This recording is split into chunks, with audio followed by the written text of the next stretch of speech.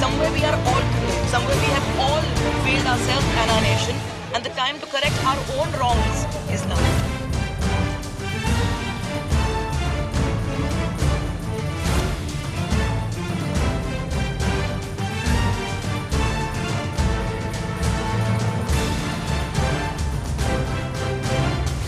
Beyond the tweets and the messages, there were some B-Town celebs who made their presence felt for the Anna Hazare movement. Some such spotted were Shabana Azmi, Urmila Matondkar and Pooja Bhatt in Mumbai recently.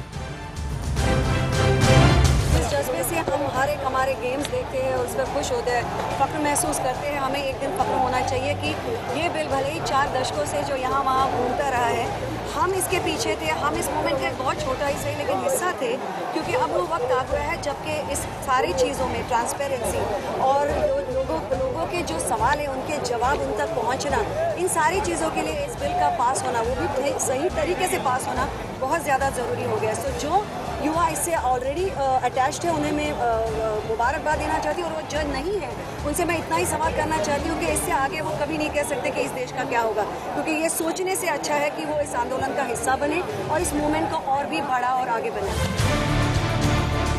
I stand for the truth on a daily basis in my own life, and that is why I had to be here. I couldn't be somebody who only retweets on a button and not be here myself. इस वक्त मैं अपने खुद की industry से काफ़ी खफा हूँ। इंडस्ट्री में हूँ मगर इंडस्ट्री से थोड़ी अलग हूँ, और हमेशा रही हूँ और हमेशा रहूँगी। I'm not here to speak for them. हम सब इस प्रॉब्लम में शामिल हैं, and that is why we all have to somewhere help solve the problem. All of us somewhere have failed the country because all of us somewhere have broken a law for our own means at some point, however big or small. So let's correct ourselves. बहुत ही छोटे levels पे I have been witness to people giving ₹100 bribe to somebody to be able to cross a signal. But the point is that I, on a personal basis, say no to that, and that's why maybe I'm not extremely rich and successful.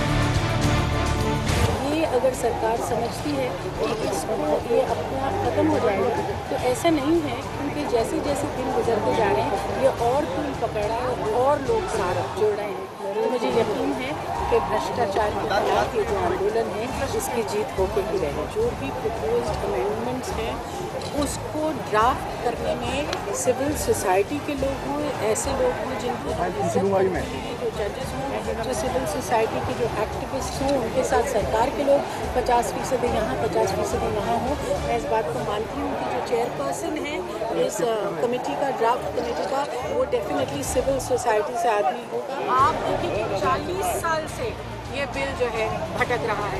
अब हिंदुस्तान की जनता ये जानती है कि RTI के तहत उसका जो सशक्तिकरण हुआ है, उसी तरह से इस बिल को लेकर और आम आदमी का सशक्तिकरण होना चाहिए, क्योंकि किसी भी डेमोक्रेसी में लोगों को एजेंडा बनाना चाहिए as active participants, not as passive recipients.